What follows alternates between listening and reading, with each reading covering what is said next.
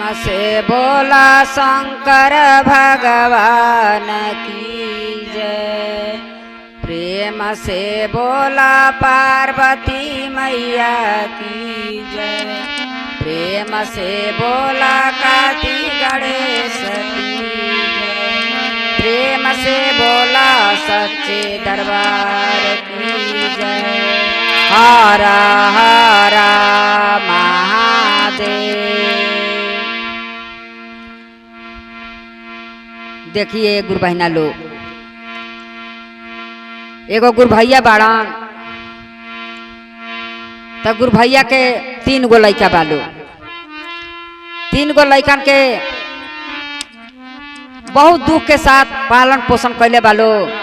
आ करते करते वो लोग के सियान जब हो गल बा तो लोग के शादी ब्याह कर दिला बालो। आ जब शादी ब्याह वो लोग के हो गल बा तब तक ले बुढ़ावा के संग बुढ़िया छोड़ देता रही। बुढ़वा के संग बुढ़िया छोड़ देता रही। आ छोड़ के अपन चल गई। बुढ़वा बेचारा अब अकेला पड़ गई। कहस कि अब तो हमार बुढ़िया चल गई। रहली है तो तनी एगो रोटी के एथी रहल हा कि समय से हमके मिल जात रहल हा। अब 3 गो हमार बेटा पतोही बालो। आ तीनों जानी देखा तनी कि अलगा हो गई लो उनका मुँहते के साथ। अब हम केनियो का नहीं भई। एगो रोटी खाती हम मांग बानी, दौड़ के उनका द्वार पर जाता नहीं, दौड़ के उनका द्वार पर जाता नहीं। तो देखी गुरु भैया उ चर्चा में जात रहलन प्रतिदिन। कहस कि अब का करी, अब तो हमार बुढ़िया चलिए गली, ये अलगे हो गई लो, अब हम का करी। कम से कम चर्चा में जाए तो हमार मन दिलों में लागल रही, हम दिन तो हमार उड़ा जाई। तो बुढ़वा बेचारा अपन का करस कि रोज नहा धोआ के चर्चा में चल जास। तो चर्चा में जाए खातिर रोज ऐसे जात रहे लो। एक दिन कहलन कुली जानी अपन सफर के कहतल कि रोज रोज ये चर्चा में जाता रहन। इनका के हमनी के अब बतावल जाई। अहन काहे से कि हमारा से जरूर खाना मांगे खातिर अहन। अब हमनी के उनका के खाना ना दिहल जाई। हाँ रोज दिन चर्चा में चल जाता रहन। कोनो काम धंधा के और कुछ नहीं के द्वारियों पर बैठल रहे। तब बुढ़ाऊ नहा धो के आवता रहन। तब बड़की के पतोही के लगे जाता रहन कि तनी हमरा के कुछ भोजन हो जाने बहुत आखिर तन हम खा के आ तनी चल जाई चर्चा में। उ नहीं दे तो मजली से जाके द्वारी पर बैठल बड़ा कह तरकारे तू दे दे, तू हम खा के चल देती चर्चा में। उहो नहीं कुछ बोलत। छोटकी के लगे जाता रहन तो उहो नहीं बोलत। तीनों जानी गौर कर ले बालो कब इनका के ना दिहल जाई। तो कैसे जाता रहन तो पहले ही के मुँह चमकाता लो। कैसे हो गुरु बहिना?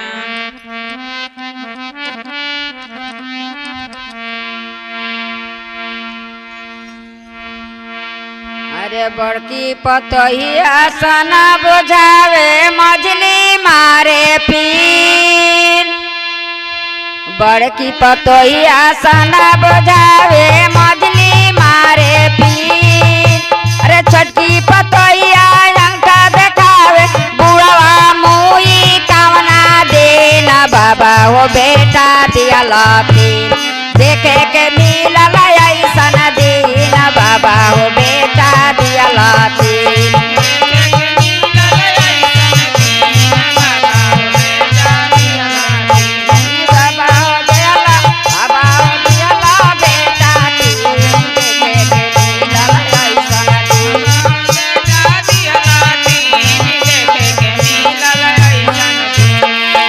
पतोहिया सना बुझावे मजले मारे पीन।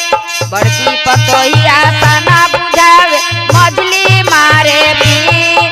अरे छोटकी पतोहिया अंगठा देखावे बुढ़वा मुई कामना देना। बाबा हो बेटा दिहलती देखे के मिलल ऐसन दिन। बेबा हो बेटा दिहलती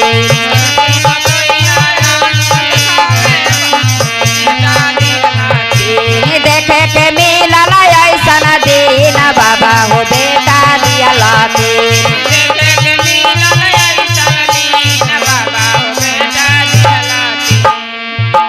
अब तो कोनो सान बुझाओ तारी कोनो पिन एक दूसरे से मारो तारी यो अंगूठा चमकाव तारी कह तरीका के दिहल ना जाई।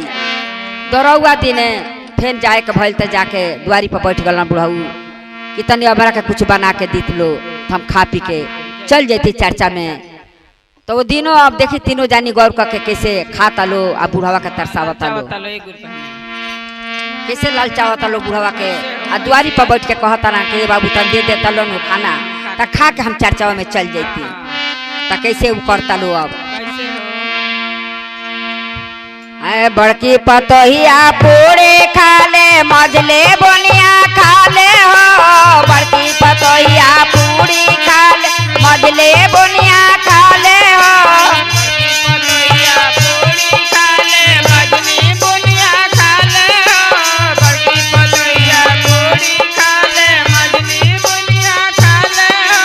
बड़की पतोहिया पूरी खा ले मजली बुनिया खा ले हो बड़की पतोहिया पूरी खा ले मजली बुनिया खा ले हो